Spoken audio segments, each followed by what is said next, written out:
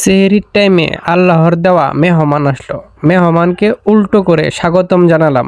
যদিও মেহমান আসার তারিখ আরো 3 দিন আগেই পার হয়ে গেছে। সন্ধ্যার সময় গাবি দেখে বোঝা যায়নি আজকেই ডেলিভারি হবে। কেউ ছিল না, ডেলিভারি সম্পূর্ণ হলো। পরবর্তী সময় পরিবারের সবাই হেল্প করার জন্য আসলো। মেহমানের মা তাকে জিব্বা দিয়ে চাটতে গিয়ে আনইজি ফিল করতেছে, তাই মেহমানের শরীরে লাগা থাকা লালা এবং ময়লা ন্যাকড়া দিয়ে ভালোভাবে পরিষ্কার করে দিলাম। গ্রামে এখনো শীত, মুছে দেওয়ার কাজটা দেরি করায় মেহমানের শরীরে এখনই শীত লাগতে শুরু করলো। তাছাড়া যত দ্রুত সম্ভব মেহমানের প্রধান যত্নের মধ্যে পড়েছে নখগুলা ভালো করে কেটে দিতে হবে। অদক্ষ ব্যক্তি নখ কাটলে মেহমান বড় হইলে পরবর্তী সময় অসুন্দর দেখায়। অন্যদিকে আবার মেহমানের নাকে গড় গড় শব্দ হচ্ছে, এটা 2 কারণে হইতে পারে। নাকের ভিতরে লালা জমা থাকতে পারে কিংবা সর্দি লাগতে পারে। তাই মেহমানকে উল্টো করে স্বাগতম জানানোর মতো করে ঝুলিয়ে রাখলাম, যাতে নাক এবং মুখে মিউকাস কিংবা লালা যদি জমে থাকে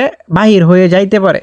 মিউকাস নাই, বুঝতে পারছি সর্দি, তাই মাথায় সরিষার তেল দিয়ে দিলাম ভালোভাবে। পাশাপাশি কিছুটা সরিষার তেল নাকের ভিতরেও দিয়ে দিলাম। একটি খড় মুখে বেঁধে দিলাম, যাতে তার জাবর কাটতে সুবিধা হয়। দাঁড়াইতে সময় বেশি নিলে বাছুরকে মুখে উঠিয়ে শাল দুধ খাওয়াইতে হবে, আর এই জন্যই সিরিঞ্জ এবং মগের ব্যবস্থা করলাম। শাল দুধ দহন করতে গেলে গাভী শুয়ে পড়লো। অনেকবার বিভিন্নভাবে তাকে দাঁড় করানোর চেষ্টা করলেও দাঁড় করানো সম্ভব হলো না। তাই ফাইনাল কৌশল বাছুর চুরির টেকনিক অ্যাপ্লাই করলাম। এরপরও গাভী উঠে দাঁড়াইতেছিল না। গাভীর সাথে ব্যর্থ হয়ে অবশেষে যখন বাছুর রেখে দিতে গেলাম, আর তখনই কাজের কাজটা হয়ে গেল। দুধ দহন করে বাছুরকে খুব দ্রুতই খেতে দিলাম। শাল দুধ সবসময় ঘনই হয়, কিন্তু এই শাল দুধটা এতটাই ঘন ছিল যে সিরিঞ্জ দিয়ে খাওয়ানোর কোনো উপায় ছিল না, তাই আঙ্গুল দিয়েই খেতে দিলাম। খাওয়াইতে খাওয়াইতে খেয়াল করলাম বাছুরের শরীর কিছুটা ঠান্ডা, কাঁপুনি দিচ্ছিল। তাই উপরে নিচে খড় দিয়ে গরমের ব্যবস্থা করলাম। এই কাজ করতে করতেই সেহরির টাইম শেষ। কিছু না খেয়েই রোজা রাখলাম। সেহরিতে কিচ্ছু না খেয়ে রোজা হবে কিনা কমেন্টে জানাবেন। এইভাবে চলে গেল আরো 2 ঘন্টা। এখন বাজে সকাল 7টা। ঘর পরিষ্কার করার কাজ শুরু। বাহিরে কিছুটা রোদ, তাই বাছুরকে কুলে করে রোদে দাঁড় করিয়ে দিলাম।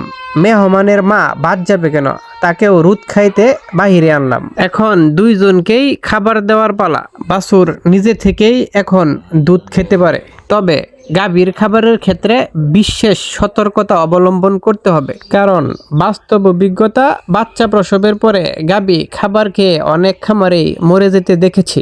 গরুর খাবার যখন রেডি করতেছিলাম, অন্যদিকে গর্ভফুল এবং প্লাসেন্টা মাটিতে পুঁতে রাখার কাজ চলতেছে। এখন গরুকে পরিষ্কার গরম পানি দিলাম। যেহেতু বাচ্চা প্রসবের পরে গাভীর খাবারটি খুবই জরুরি বিষয়, তাই কোন সময় কি খাবার দিতে হবে এই বিষয়ে খুব দ্রুতই ভিডিও আসতেছে, দেখার অগ্রিম আমন্ত্রণ রইল। ভালো থাকবেন, সুস্থ থাকবেন, কাউ কেয়ার গরুর যত্নর সাথেই থাকবেন। আসসালামু আলাইকুম ওয়া রাহমাতুল্লাহি ওয়া বারাকাতুহু।